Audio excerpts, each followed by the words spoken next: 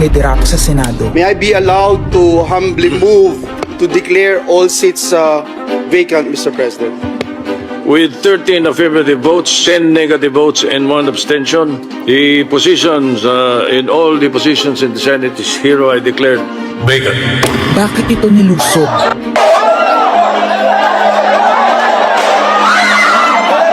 Bakit patuloy ang pananakot? Talagang garapalan, obvious, iniisa-isa ang majority. Bakit may panggigipit? Pinakakasuhan ng Ombudsman si Senator Rodante Marcoleta ng plunder at indirect bribery.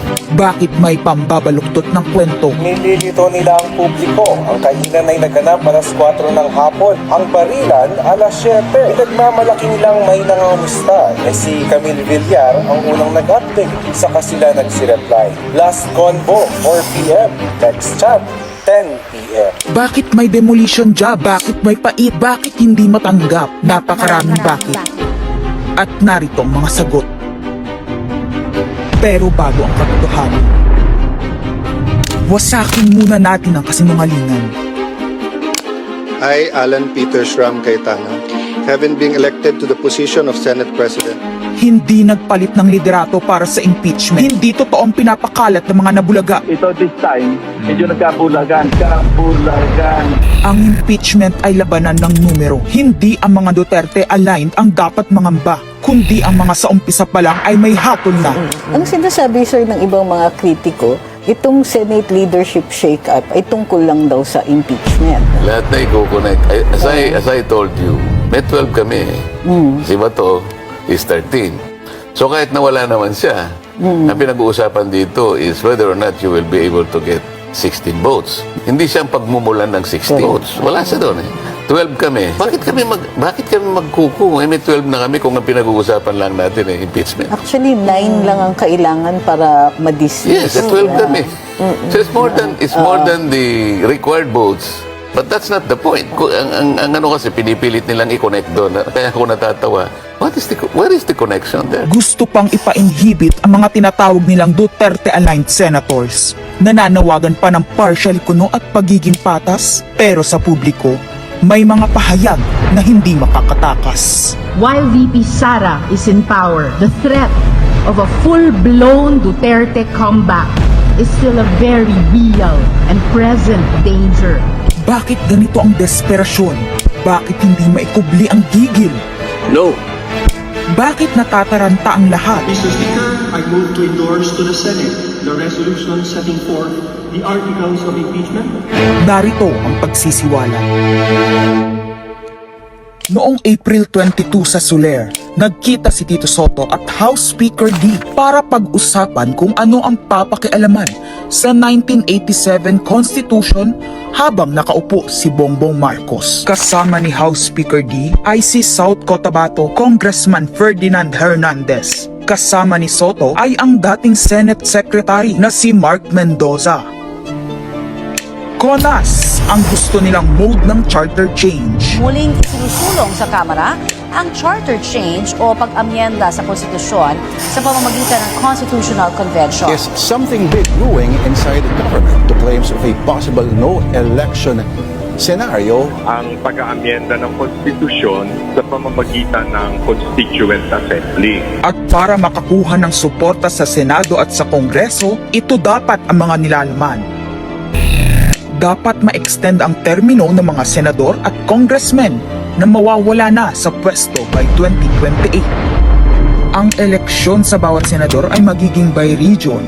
Nagdiskusyon sila kung 2 o 3 senador per region. Kinumpute nila kung mayroong 18 regions, nasa 36 o 54 ang magiging senador. Lumutang din ang usapang para hindi makaporma si Inday Sara sa 2028, gawing 50 years old ang edad ng pwedeng tumakbo. Pero nagpanukala rin si Soto na pwedeng gawing 35 years old para kay Vico Soto. Dahil ipagmamayabang niyang kayang talunin nito si Inday Sara. Meron ako idadagdag, maganda, Vicky. Ibaba natin ang edad ng presidente to 35. Ay, gagaling ang bata na yun eh. Magagaling eh. Ibigay na natin sa mga kabataan na pagpatakbo nitong bansa. Baka puro matino pa yung mailagay natin. Baka sabihin nila, Senator Soto, this is to siguro allow your nephew, ho ba, si Vico, na tumakbo. Sabi ko na Maging mag-iisip qualify. sila ng ganun eh. Sabi ko na mag-iisip sila ng ganun. Wala. Hindi ko naisip si Vico ron eh. Ang impormasyong ito ay mula mismo sa kasama sa meeting. Kasama din nila ay isang congressman, isang gobernador, isang retired military officer, isang dating may mataas na katungkulan, at 5 mula sa private at business sector. Kaya ba binaliwala ang panawagan ng taong bayan? Kaya ba binaliwala ang paalala ng Iglesia ni Cristo? Hindi po nagbabago ang bilin ng Iglesia ni Cristo, Nelson, na ang Iglesia ni Cristo po ay tutol sa impeachment. Kaya ba nagtatapang-tapangan ang mga umaastang bida sa ginagawa nilang tunay na drama? Kaya ba nila sinasabing hindi sila natatakot sa eleksyon ay dahil alam nilang walang eleksyon na magaganap? Hindi po kami natatakot sa susunod na eleksyon. At ang boto sa impeachment ay refleksyon ng boto sa pagsira sa 1987 Constitution. Pabor ang karamihan sa mga pagbabago sa saligang batas, lalo na sa usaping ekonomiya. Ngunit kung papakialaman ng iilan ang konstitusyon para maghari-harian at para sa pansariling kapakinabangan, makapwesto ng matagal o mailuklok ang kamag-anak, humanda kayo sa galit ng bayan. Ang pagpapalit ng liderato sa Senado ay hindi kakaiba. Ito ay nakabase sa prioridad at gusto ng mga senador. Bumabahana ng ebidensya laban kina Bongbong Marcos, Liza Marcos, Sandro Marcos at Marvin Romualdez. Kailangan ng may bayag sa Blue Ribbon Committee. Ipinangako na sa mga korap na mambabatas ang perang malilikom sa 2027. 2028 national budget dapat pigilan. 2028, alam natin that's the election budget, and it was assured to the congressman this will also be the con-ass budget. Nagiging isa ng malaking sindikato ang pamahalaan. Sinusuportahan ito ng mga dating kalaban, mga tinulungang manalo noong nakaraang eleksyon, mga may galit sa nagdaang administrasyon. Lahat sila kasama ng pinakamalaking troll farms at ilang bahagi ng mainstream media ay pinagagana ng 2 bagay: pera galing sa korupsyon, galit sa mga Duterte. Mahalaga ang liderato ng Senado para sa mga korap at nakasandal sa mga buwaya ng kapangyarihan. Ngunit mas mahalaga ito sa mga naninindigan na ang Senado ay bantayog ng konstitusyon na hindi dapat tinatakot, sinusuhulan at iniipit upang maging tau-tauhan. Maaaring hati ngayon ang Senado. Maaaring kanya-kanyang bersyon ng kwento. Wala nang pakialam kung ano ang totoo. Isa itong indikasyon na gumagana ang demokrasya. Kailangan lang maalala ng bawat senador na kahit sila ay may kapangyarihan, hindi dapat nila malimutan magpakatao. Sa kabila ng lahat ng problema, pinakamababang halaga ng piso sa kasaysayan, mataas na bilihin at gasolina, kawalan ng trabaho, halos wala nang makain, nagpapakamatay na mga magsasaka.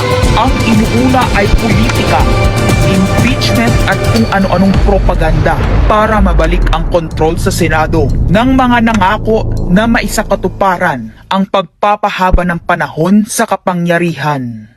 Kung magde-deny yung mga nandoon sa meeting na yon at pabubulaanan yung aking sinabi, then sasabihin ko kung sino ang nagsiwalat sa amin. Kasi magugulantang ang buong bansa pag siniwalat ko kung sino yung nagsabi sa amin. Hikayat ko ang mga senador ngayon sa ating bulwagan. Ipangako natin sa taong bayan na may eleksyon sa 2028 mula sa presidential hanggang sa lokal. At Madam President, magiging masaya akong mapatunayan na mali ako dahil ibig sabihin nun mananalo ang tama.